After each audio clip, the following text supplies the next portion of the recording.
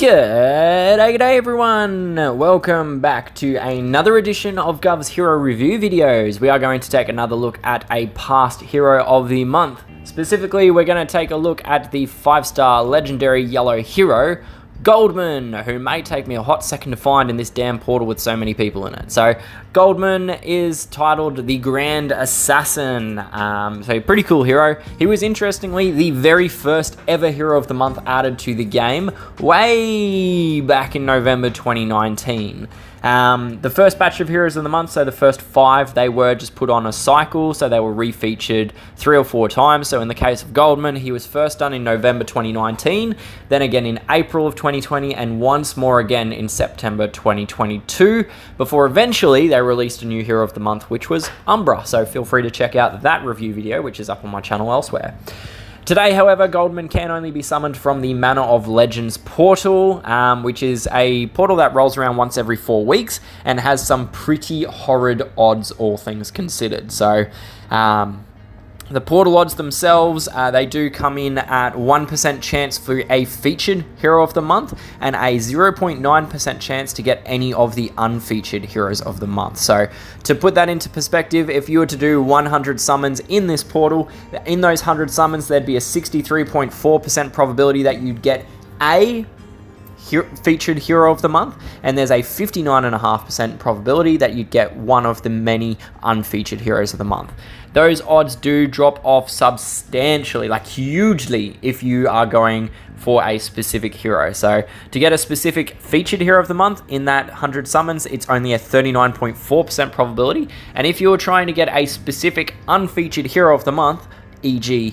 Goldman here, it would be just a 2.7% probability across those 100 summons, which is not fantastic, all things considered. In fact, it's downright horrid across those 26,000 gold summons. His artwork is, I suppose I'll go and dip in here. So we'll just go class, and I'll quickly jump to the spies, LMNOPQRS, if I remember my alphabet right. Sharpshooter, spy, there he is. Okay, cool. So his artwork is featured here.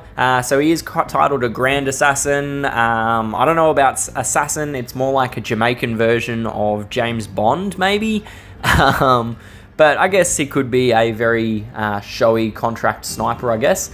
But yeah, that's his artwork. He's got the double silenced pistols, a lot of bling, not exactly someone that's going to disappear quietly into a crowd or anything like that. So feel free to pause it if you wish, but otherwise I'm just going to go back to the portal and I'm going to start scrolling again. So while we scroll and look for Goldman, his family, as is the case with all of these Heroes of the Month, they don't actually have a family. There's no family bonus. They're just part of a Hero of the Month group.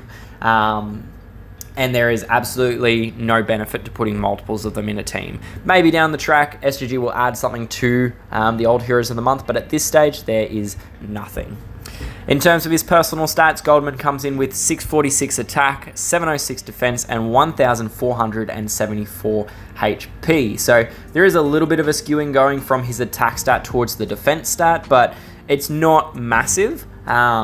The other thing to really point out with Goldman is that because he's a very old Hero of the Month, his total power, which is representative of his stat line, is substantially lower than a lot of the more modern heroes. So compared to some heroes, he is almost 100 power point behind some of the new heroes, which means that there is a lot of stats that he's missing out on compared to some of those heroes. Nonetheless, it's what he is. So his charge speed is set to 50, which is average speed, and needs 10 tiles to charge or 5 ghosted tiles. This is the very first line in the average speed bracket. So to get the speed break, you do need to get all the way up to 58, which is +8. So you can't actually do that with weapons alone in yellow. The best yellow weapon available in game is the +7, which is the 4-star Triss Vector. However, if you do combine his 2% charge node on his emblem tree with either the +6 Ragnarok Vantage or the +7 Triss Vector, you can actually get that single speed break. So the class node for speed generation or charge generation is actually very important for Goldman if you wish to get that charge break going. On the topic of his class, as we can see here, he is a spy class hero, which grants him the chance to scramble the charge of the enemy by 10%. I'm going to straight up and say it, this is probably my favorite of the class perks. It comes in clutch so often in so many different ways. The charge cut can come from any damage source, right? It can come from minions that are attached to Goldman. It can come from tiles. It can come from his special skill. It's a really, really good class talent. And so I really recommend just putting +1 on your spy heroes because it is 10% charge cut, like off any damage that he deals. So yeah, very much worth giving at least one emblem to him, if not more. In terms of an actual emblem path, the route that I followed on my Goldman was I went an attack path on him. So you can see that I've gone attack at each of the nodes where there isn't a choice between an attack and HP. I kind of arbitrarily went with HP at this point, although you can go for defense and it's just as valuable. I didn't go all the way to +20 because that's a crap load of emblems. I stopped him at +19, which is the final attack node. And in all honesty, I don't have too many greater spy class heroes, but I probably... well, he might be one that I'd be looking at stripping some emblems from and printing him down to maybe, you know, this +12 node, the 12 node there. But anyway, that's the emblem path that I followed and I would recommend following for Goldman. Heading back to the portal, we're going to do some more scrolling. Oh, what a quinky dink, he's at the front. That's fantastic. So his special skill, that's where we're up to now. So his special skill is titled Contract Hit, and at level 10 skill and 50 charge speed, it will deal 245% damage to the target and nearby enemies. It will then also apply a -38% accuracy debuff to the target and nearby enemies for 3 turns, and it will also then dispel all buffs from the target and nearby enemies, which is pretty awesome. There's a lot of awesomeness in this special skill. So let's start breaking it apart bit by bit, starting with that direct damage component. So damage is easy to calculate if you know the formula, but it's hard to consistently apply because there's a lot of variability that feeds into that calculation, like for example, a hero's defense stat or even the random factor that goes into it. So because of that, I tend to compare heroes based on their attack power, which is analogous to their final damage output. So in the case of Goldman, his attack power comes in at 1,583. So attack power is just their attack stat, which is 646 on Goldman, times by the percentage in his skill, 245%, and that comes out as 1,583.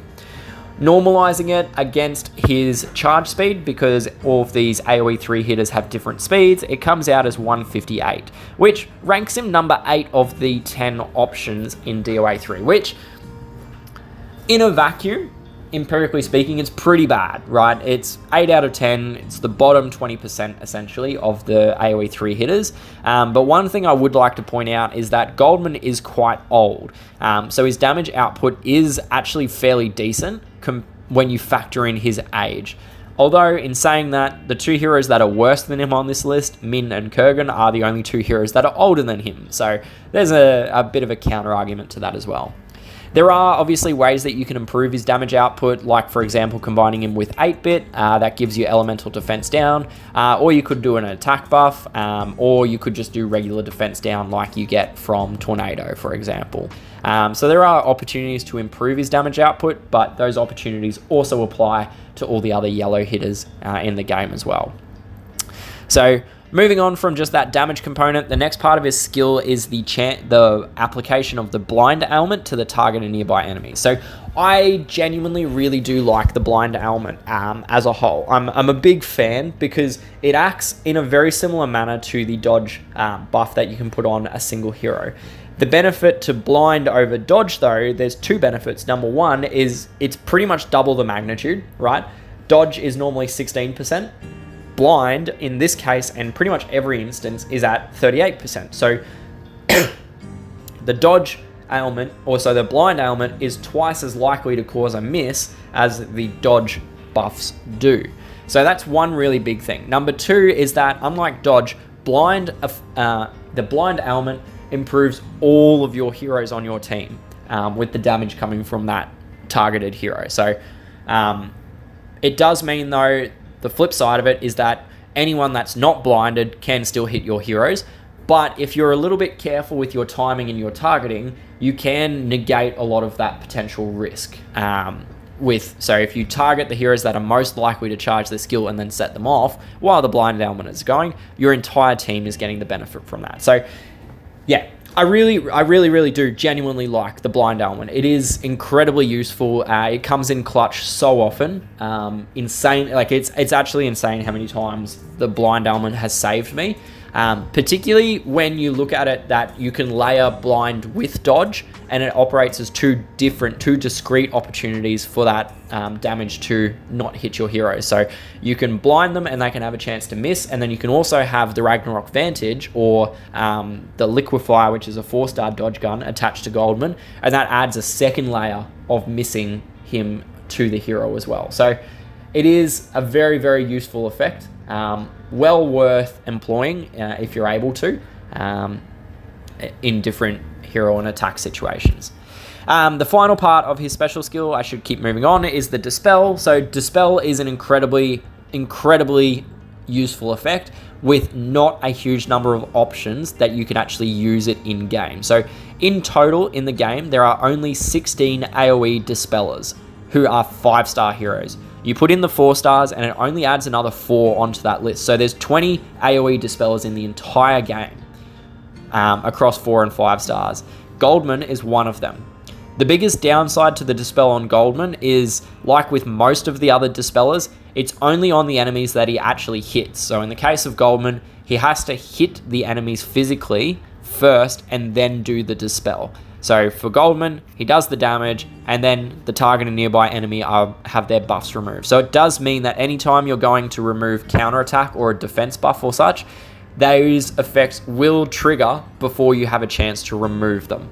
So it's not like this is an issue that's unique to Goldman. There are in fact only a handful of Dispellers that do it from enemies that they're not targeting with direct damage.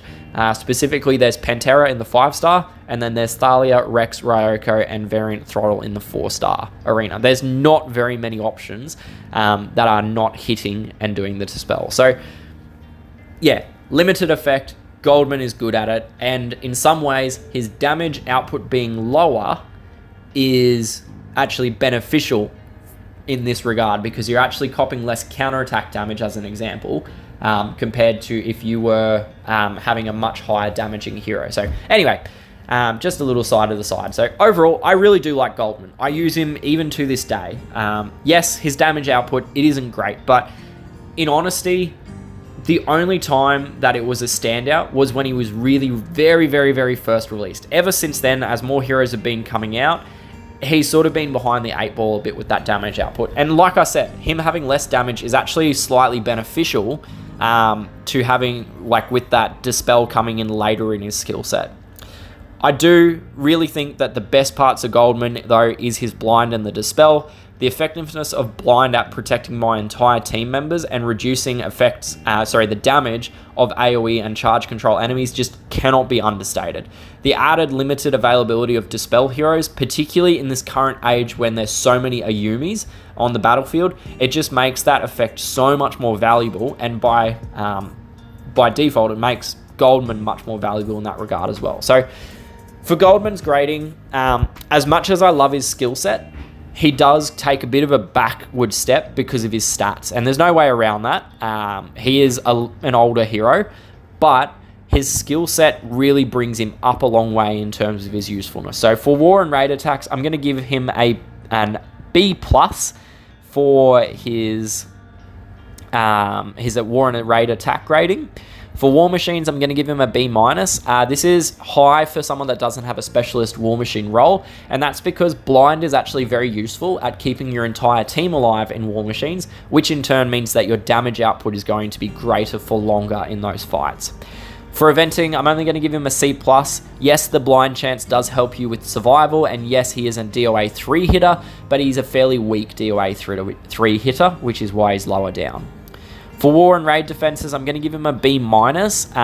Today, I probably see him best suited to the flank position. He can still function relatively well from the tank position if you go a full defense HP route, particularly if your alliance is using yellow tanks for war purposes. But I think probably best as a flanker with that blind and dispel going on.